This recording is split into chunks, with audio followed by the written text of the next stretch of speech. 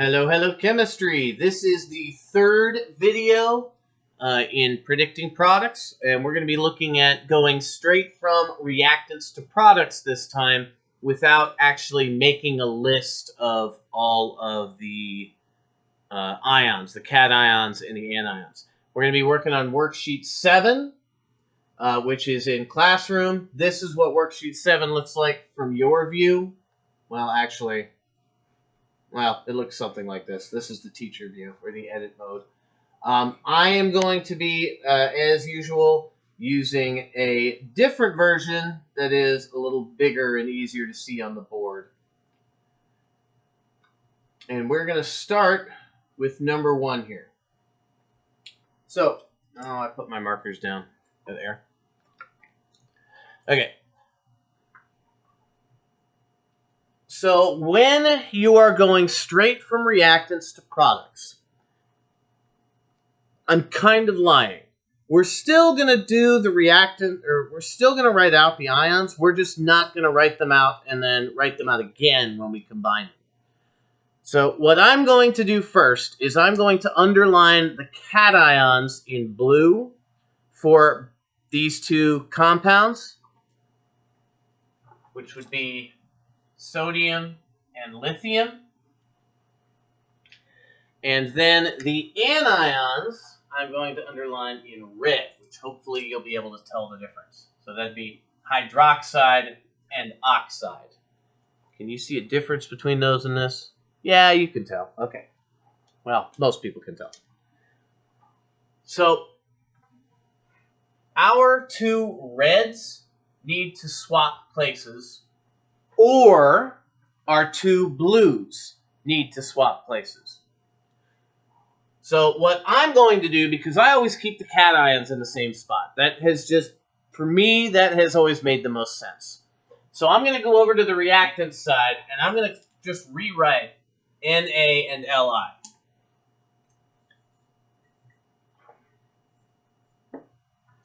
Now, Na, if we look on the periodic table, is a group 1 metal, so it has a charge of +1.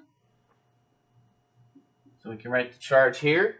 Lithium is also a group 1 metal, so it also has a charge of +1, which is convenient because that means less math for us later. Now, notice that this 2 right here did not come along with the lithium. Okay, was my head in the way for that? This 2 right here did not come along with the lithium. That is because that 2 is not part of a polyatomic ion. There is no polyatomic ion called Li2. It doesn't exist. Metals or hydrogens, their subscripts do not come along unless those subscripts are a part of a polyatomic ion, which is part of the reason why it's really, really important that you memorize those polyatomic ions. And that's my soapbox for now. Okay, so now we've got our cations. We need to do our anions. So we have hydroxide and oxide. Hydroxide was with sodium, so now it needs to go with lithium. So that's going to be OH. And hydroxide is a polyatomic ion that we know has a -1 charge. The other one, oxide, is O with a -2 charge. So then those are our two products. All that's left is for us to charge balance them. So we have an Na with a +1 and an O with a -2. So we need 2 sodiums. Over here we have Li with a +1 and OH with a -1. Those cancel. We don't need to do anything to that one. So Na2O and LiOH would be our products for this reaction. And that's really all there is to it. Another way to think of this, and this actually works along with what one of your fellow students pointed out in class yesterday, we literally are doing outside and inside. But this has to be written first. the cation must be written first. That's one reason why I always write the cations down and switch the anions, because it's easier that way. It's easier to process that way.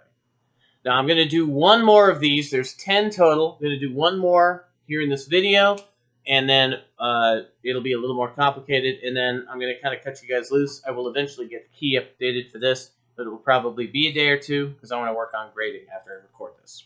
So let's find a slightly more difficult one. You know what? 3 might work. Let's do 3. I like 3.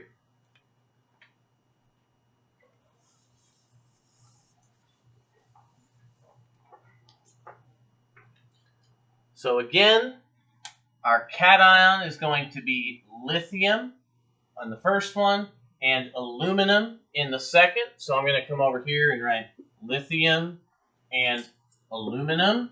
Again, these are not polyatomic ions, so we don't care about the 2 for either of them.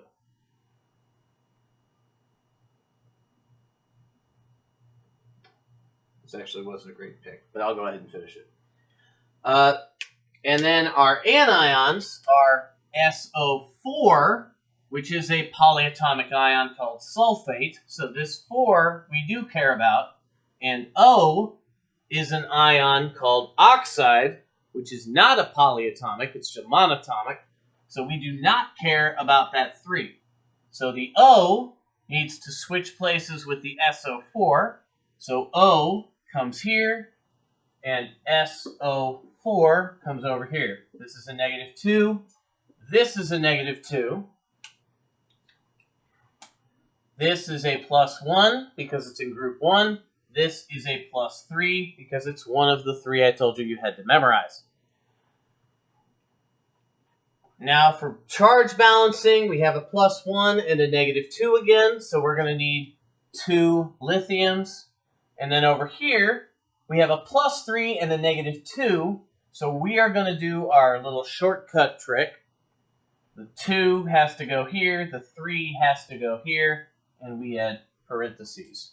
So those are going to be our products.